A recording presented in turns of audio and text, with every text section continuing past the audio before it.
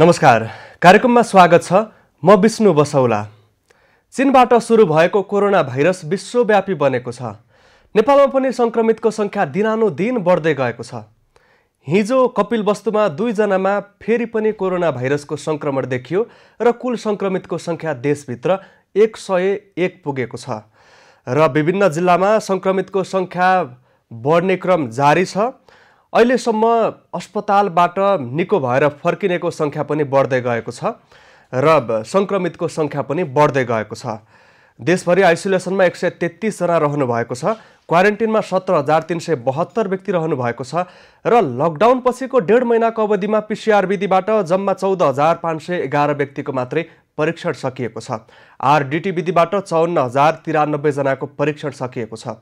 नेपालमा सबैभन्दा धेरै कोरोना संक्रमित पुष्टि भएको जिल्ला उदयपुर हो र त्यहाँ व्यक्तिहरूको कन्ट्याक्ट ट्रेसिङको काम सकेर नमुना सङ्कलन गरेर विभिन्न ठाउँमा पुर्याएर परीक्षण गर्ने काम चलिरहेको छ दोस्रो चरणमा र त्यसपछि सबैभन्दा धेरै कोरोना संक्रमित रहेको जिल्ला नेपालगञ्ज हो।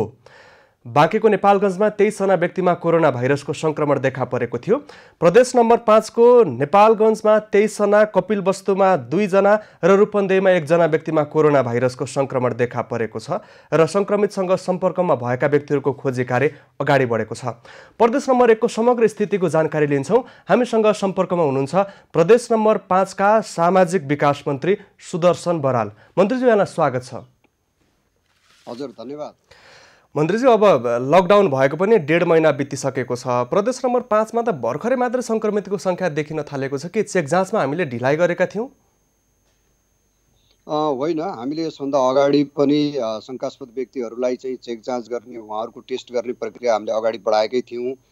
6,000 करिब मानिसहरूलाई यसभन्दा अगाडि हामीले आरडीटी गरिसकेका थियौँ भने त्यसै गरी चाहिँ 1,500 वरिपरि चाहिँ हामीले पीसीआर समेत टेस्टिङ गरिसकेका थियौँ। त्यसै गरी 10,000 मानिसलाई चाहिँ हामीले क्वारेन्टाइनमा राखेका थियौँ।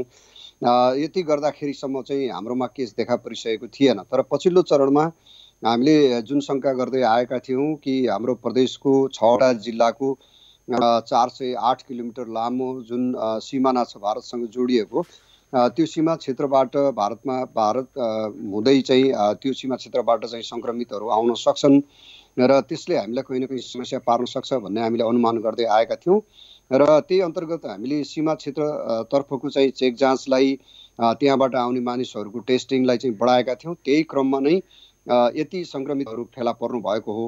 हाम्रो मुख्य समस्या चाहिँ बोर्डर एरिया, लामो बोर्डर, खुला बोर्डर हुनु र त्यसलाई चाहिँ भारतबाट आउने मानिसहरूले आफूलाई सुरुमै चेक जाँच गराउने भन्दा पनि त्यो रोगको बारेमा अज्ञानताको कारणले घर घरमा बस्न जानु चाहिँ हाम्रो लागि समस्याको विषय बनेको छ। अब रूपन्देहीकै कुरा गर्ने हो भने त्यहाँ वैशाख 5 गते नेपाल भित्रिएका व्यक्तिमा कोरोना भाइरसको संक्रमण देखियो। अब त्यसै गरी कपिलवस्तुमा पनि 4 दिन अगाडि नेपाल भित्रिएका व्यक्तिमा कोरोना भाइरसको संक्रमण देखा परेको भनिएको छ। तर यहाँहरू लगातार सीमानाकामा कडाइ गरेको बताइरहनु भएको छ। यहाँहरूको भनाइ र परिस्थिति मिल्दो देखिँदैन? भनाइ र परिस्थितिमा नमिल्ने मैले अगाडि पनि भने। बर्दियादेखि नवलपरासीसम्म 408 किलोमिटर लामो सीमा छ र त्यो सीमा क्षेत्र कस्तो रहेको छ भने भारतसँग जोडिएको त्यो क्षेत्रमा धेरै स्थानहरूमा ठुलो जङ्गल रहेको छ भने धेरै ठाउँहरूमा खेतबारी रहेको छ।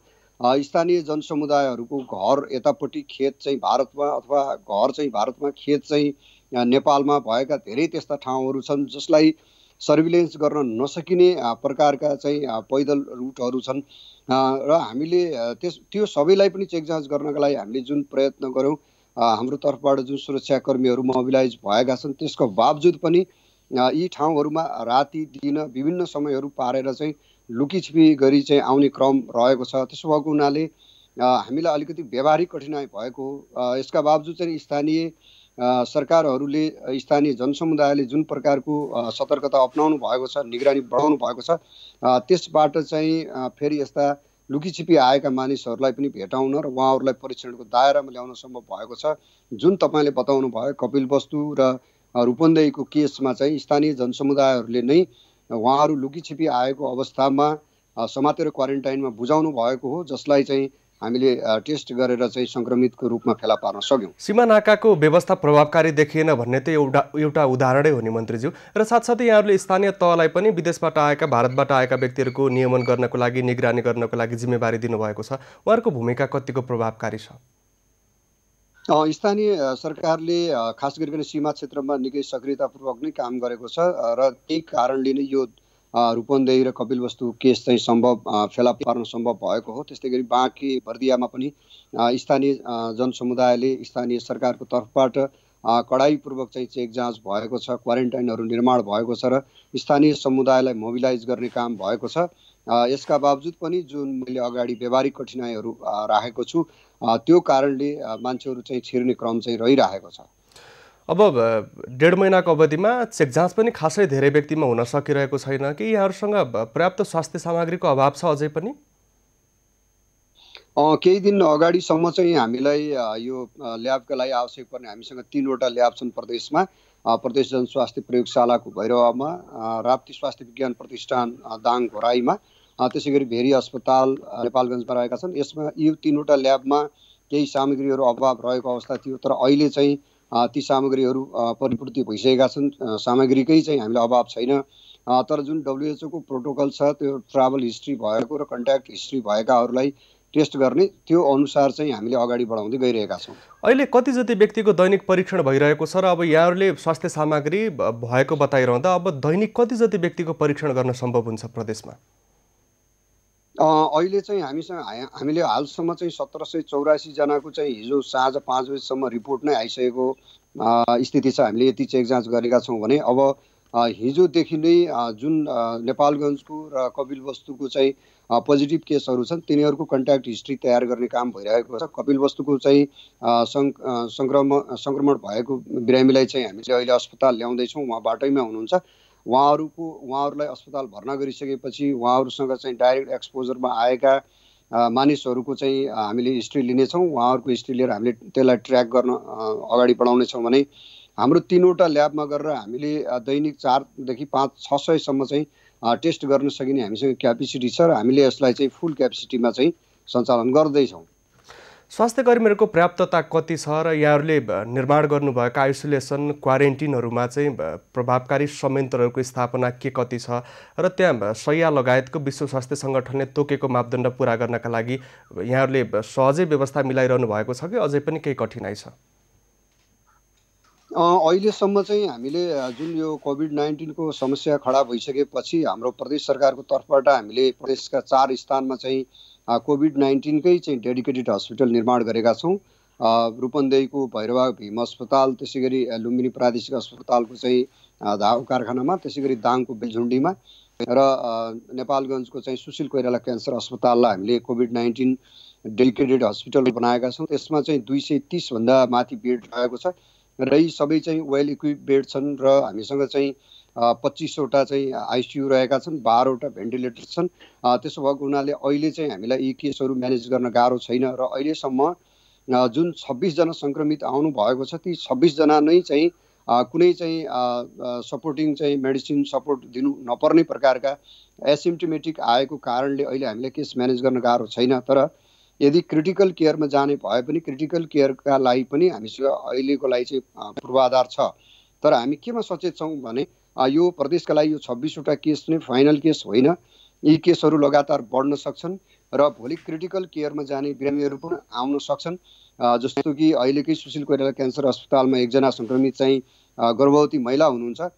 यस्ता केसहरू आउन सक्छन् र त्यसलाई म्यानेज गर्नुपर्छ भन्ने हिसाबले हामीले तयारीलाई अगाडि बढाएका छौँ र स्वास्थ्य कर्मी पनि उच्च मनोबलका साथ काम गरिरहनु भएको छ र अहिलेसम्म हामीलाई क्रिटिकल केयरदेखि लिएर जो यो अहिलेको माइल्ड केसहरू छन् सङ्क्रमण भएर पनि चाहिँ खास कुनै लक्षण देखा नपरेका, खास कुनै जटिलता देखा नपरेका यी सबै केसहरूका लागि म्यानेज गर्नका लागि हामीसँग चाहिँ अहिलेलाई चाहिँ सफिसियन्ट म्यान पावर छ र यो मन्त्रीज्यू, डेडिकेटेड अहिले हस्पिटलको लागि हामीले सबैजनाको करिब अलग्गै ध्यान भएको क्षेत्र नेपालगञ्ज हो। नेपालगञ्जको खजुरामा रहेको कोरोना विशेष अस्पतालमा 25 शैय्या छ। त्यहाँ 23वटा शैय्या भरिसकेको छ। अन्य व्यक्तिहरूको पनि नमुना सङ्कलन गरेर पठाउनु भएको छ। त्यसको रिपोर्ट पनि पोजिटिभ आएको अवस्थामा अझ धेरै व्यक्तिहरूको परीक्षणको लागि नमुना सङ्कलन गर्नुपर्ने हुन्छ। त्यहाँ अस्पतालको अभाव हुने लगायतका चर्चाहरू चलिरहेका छन् र त्यहाँ अब अस्थायी अस्पताल निर्माण गर्ने विषयमा र बृहत मात्रामा परीक्षण गर्ने विषयमा यहाँहरूको योजना के छ?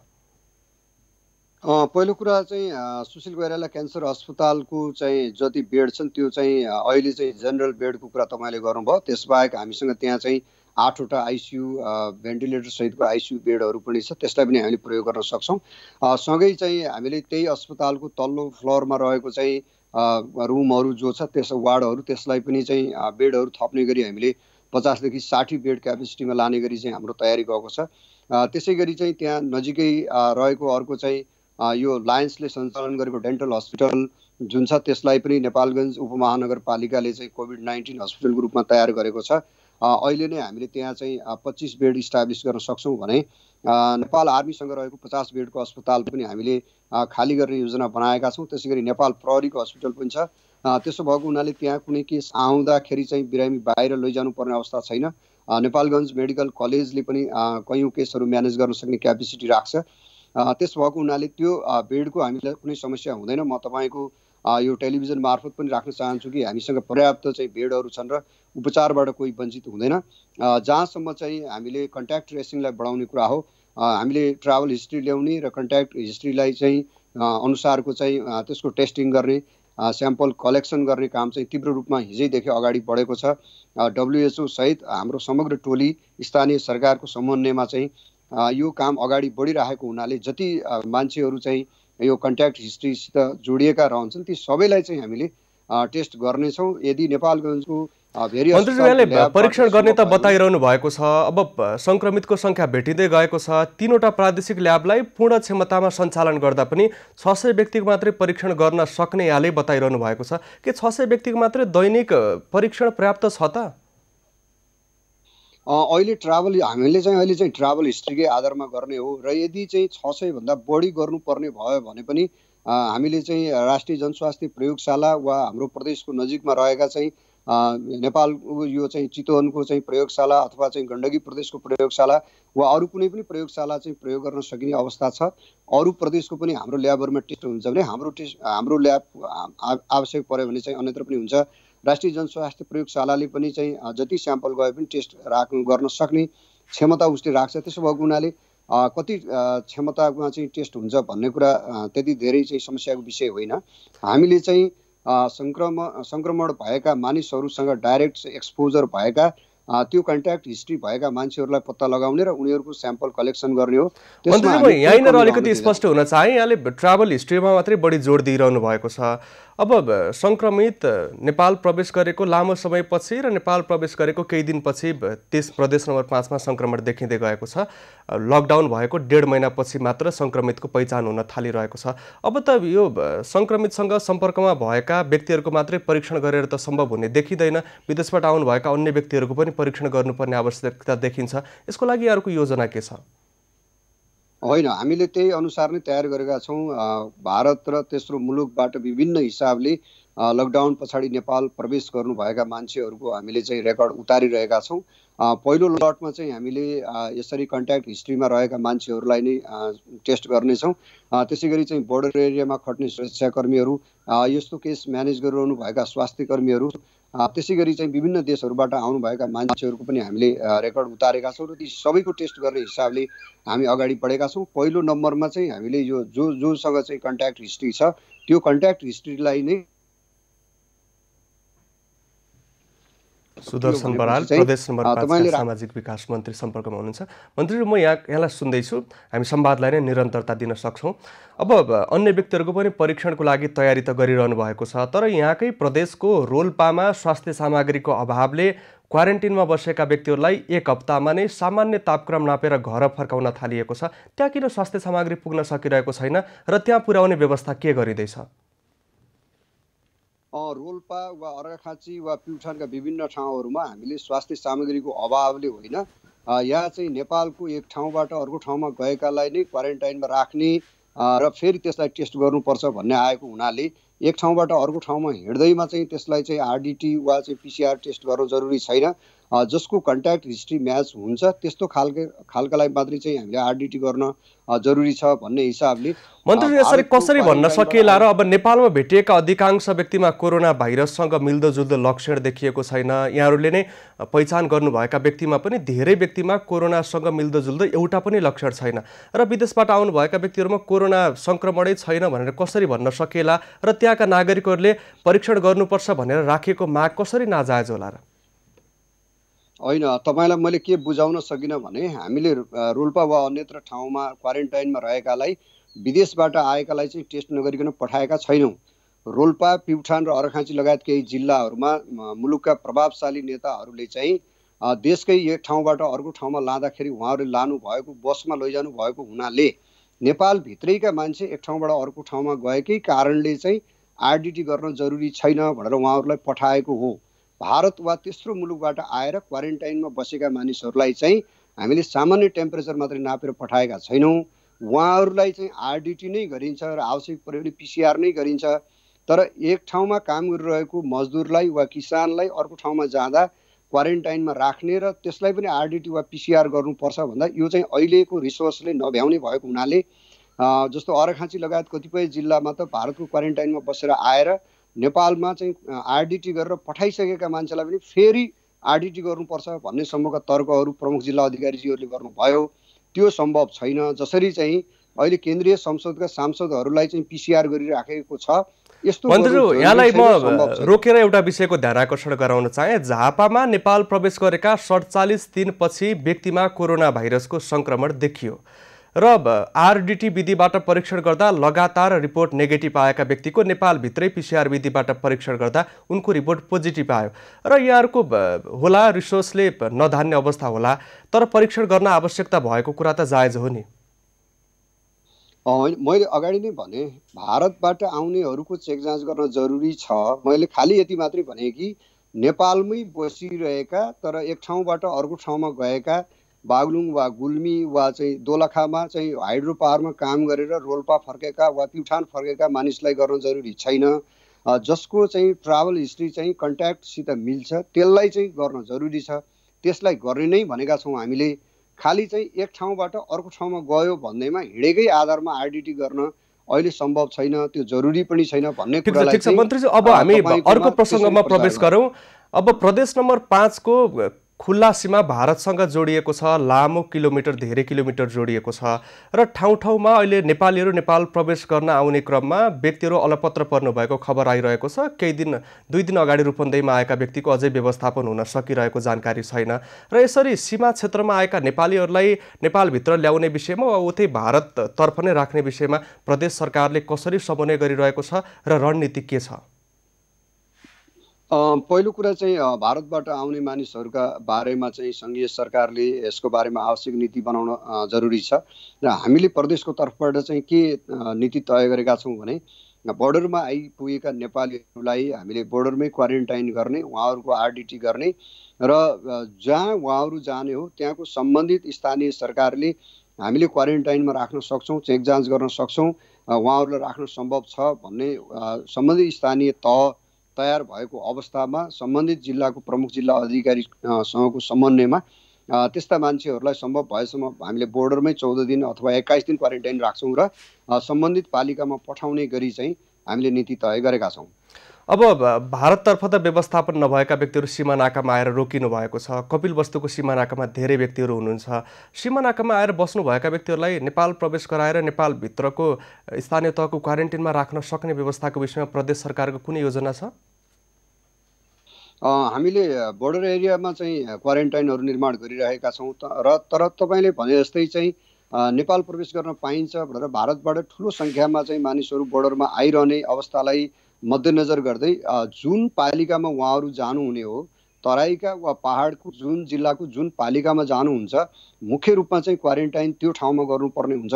त्यसो भएको हुनाले हामीले सम्बन्धित उहाँहरू जहाँ जाने हो त्यहाँको स्थानीय सरकारले आफ्नो क्वारेन्टाइनमा राखेर निगरानी गर्न सम्भव छ भनेर त्यो पालिकाले स्वीकृति दिएको अवस्थामा मात्रै पठाउने र हामीले सबै सम्बन्धित पालिकाहरूलाई चाहिँ क्वारेन्टाइनको क्यापेसिटी बढाउनका लागि र मुख्यतया चाहिँ बोर्डर एरियामा रहेका स्थानीय सरकारहरूलाई आफ्नो क्वारेन्टाइनको क्यापेसिटी बेडहरू विस्तार गर्नका लागि चाहिँ हामीले आवश्यक समन्वय गरिरहेका छौँ।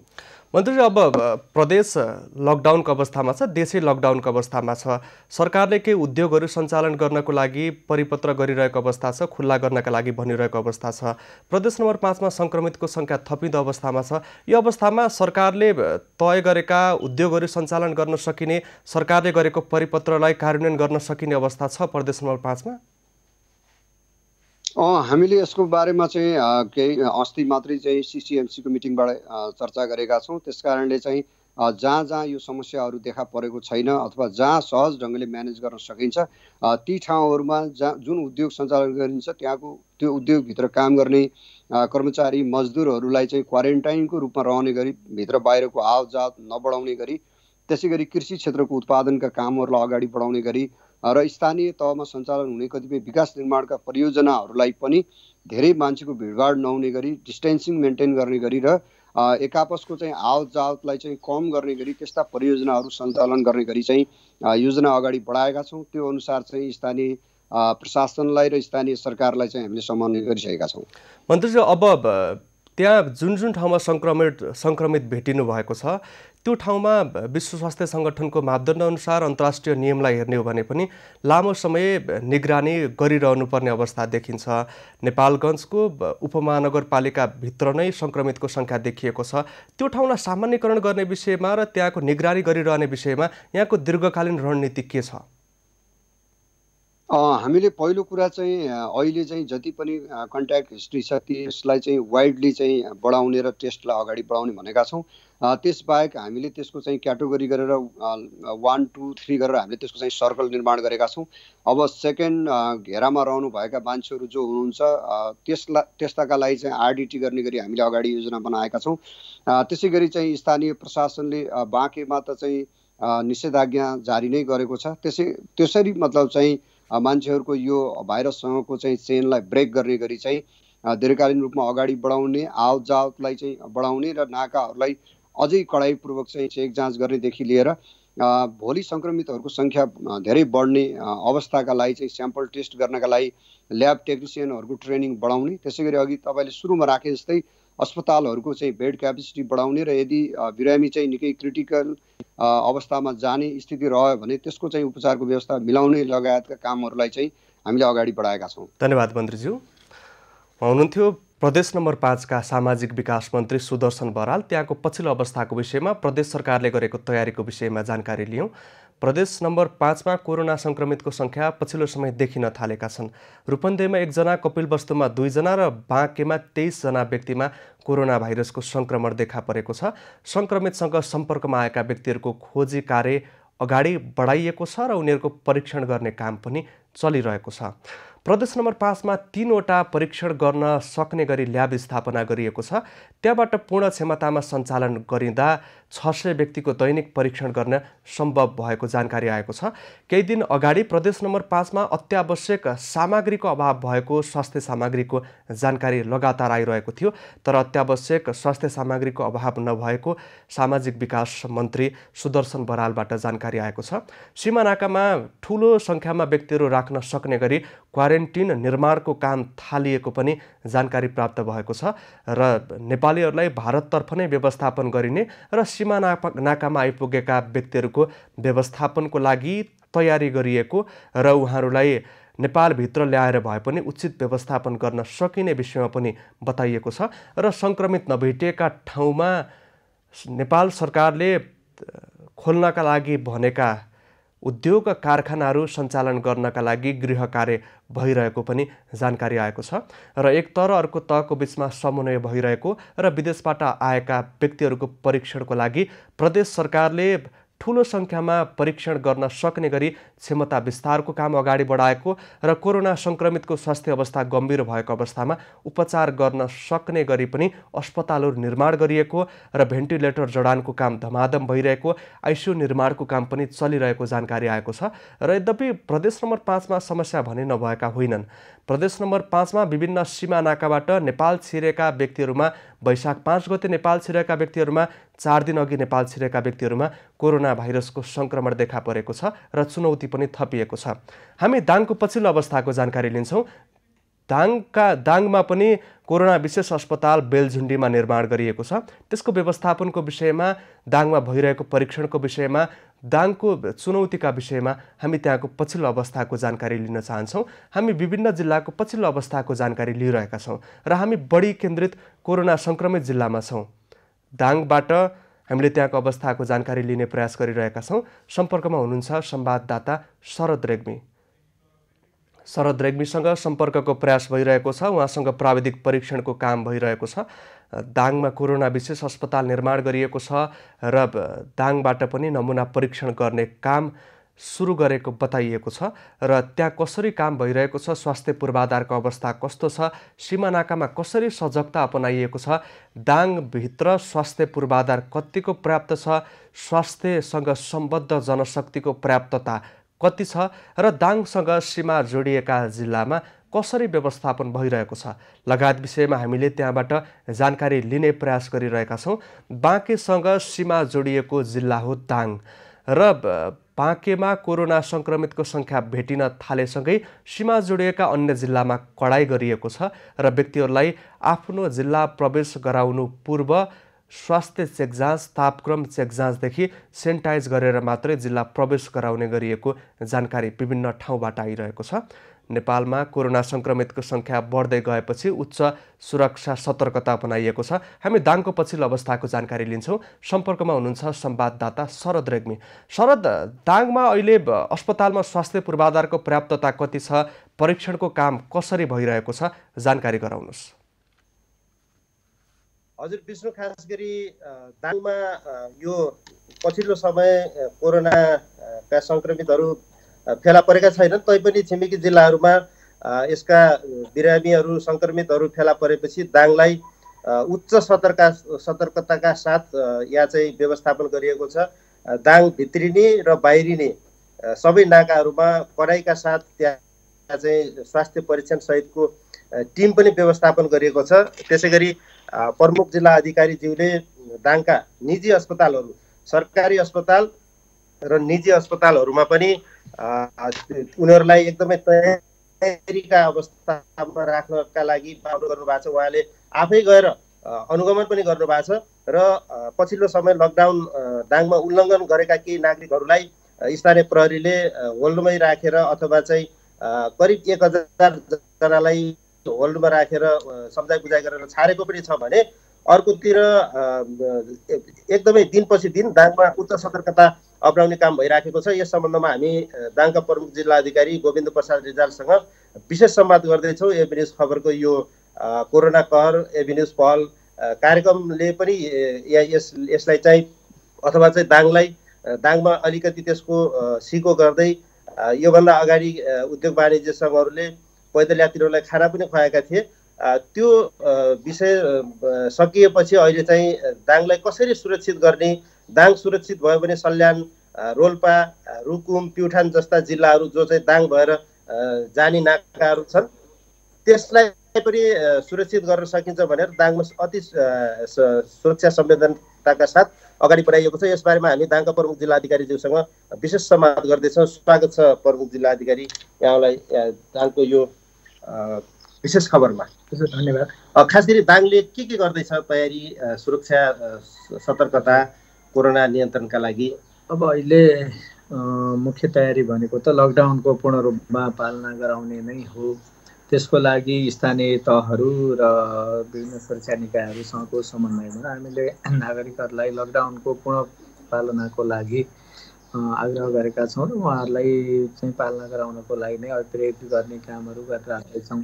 त्योदेखि बाहेक अब मित्र राष्ट्र भारत र विभिन्न ठाउँहरूबाट आउनुभएका नागरिकहरूको लागि क्वारेन्टाइनको व्यवस्था गरेको थियो। स्थानीय तहहरूमा क्वारेन्टाइनमा राख्ने कामहरू भएको छ र क्वारेन्टाइनमा राखिएकाहरूको आइडेन्टिटी लगायतको स्वास्थ्य परीक्षण गर्ने र त्यसमा कुनै पनि अब पोजिटिभ रिपोर्ट आएन भने उहाँहरूलाई सुरक्षित किसिमले आफ्नो घरमा बस्नको लागि पठाउने कामहरू भएको छ।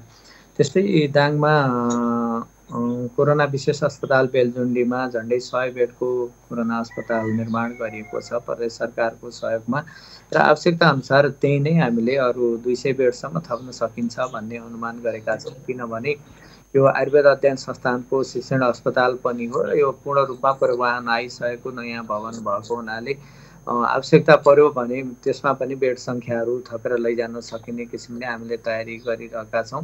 त्यो बाहेक अब राप्ती स्वास्थ्य विज्ञान प्रतिष्ठान र अन्य निजी स्वास्थ्य संस्थाहरूमा 66 बेडको आइसोलेसनको व्यवस्था गरिएको छ र आवश्यकता अनुसार त्यहाँ पनि ल्याएर परीक्षण गर्ने कामहरू भइरहेको छ। राप्ती स्वास्थ्य विज्ञान प्रतिष्ठानमा PCR परीक्षण गर्ने मेसिन आइसकेपछि अहिले हामीले परीक्षणको लागि सबैलाई स्वास्थ्य विज्ञान प्रतिष्ठानमा नै अब त्यसको स्वाबहरू पठाउने कामहरू गरिरहेका छौँ, जसले अब छिटो छिटो नतिजाहरू आउने काम चाहिँ पनि भएको छ। र अहिलेसम्म दाङको अवस्था हामीले RTT र PCR गरेर जति परीक्षण गरियो त्यसमा सबै नै नेगेटिभ आएको अवस्था छ। तैपनि दाङसँग सीमा जोडेका 2वटा जिल्लाहरू कपिलवस्तु र बाँकेमा सङ्क्रमितहरूको सङ्ख्याहरू बढिरहेको, त्यहाँ सङ्क्रमण चाहिँ देखिएको अवस्था भएको हुनाले 2वटा जिल्लाबाट दाङ प्रवेश गर्ने जुन नाका छ त्यो नाकामा हामीले कडाई गरेका छौँ। स्वास्थ्य कर्मी सहितको सुरक्षाकर्मीहरू सहितको हेल्थ डेस्कको स्थापना गरिएको छ र प्रवेश गर्ने सवारी साधन र अरू व्यक्तिहरूको परीक्षण गरेर मात्रै हामीले दाङमा प्रवेश गर्ने व्यवस्था चाहिँ मिलाएका छौँ।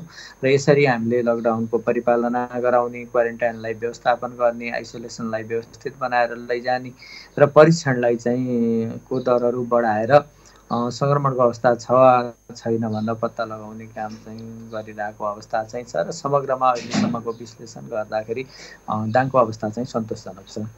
यसमा अब पछिल्लो समय सरकारले चाहिँ दाङ देशैभरि उद्योगहरू धन्दाहरू सञ्चालन गर्ने भनेको छ, त्यस बारेमा तयारी के भएको छ? अब उद्योग धन्दाहरू र विकास निर्माणको कामहरू सञ्चालन गर्ने भन्ने जुन सरकारको निर्णय छ त्यसका पनि केही शर्तहरू छन्।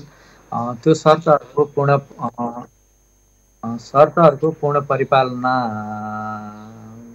गर्ने शर्तमा हामीले अब अत्यावश्यक कामहरू जो चाहिँ नगरी नहुने छ त्यस्ता विकास निर्माणका कामहरू पनि गर्ने र उद्योग धन्दाहरू पनि सञ्चालन गर्नुपर्छ भन्ने सोच गरेको छौँ। र अब जिल्ला सुरक्षा समितिको दैनिकै किसिमले बैठक बस्छ। आज पनि जिल्ला सुरक्षा समितिको बैठक छ र जिल्ला सुरक्षा समितिको बैठकबाट हामीले धन्यवाद शरद। उहाँ हुनुहुन्थ्यो संवाददाता शरद रेग्मी। दाङको पछिल्लो अवस्थाको पनि जानकारी लियौँ। देशका विभिन्न जिल्लाको त्यहाँको अवस्थाको विषयमा जानकारी लिने क्रम जारी छ, हामीसँगै रहनुहोला।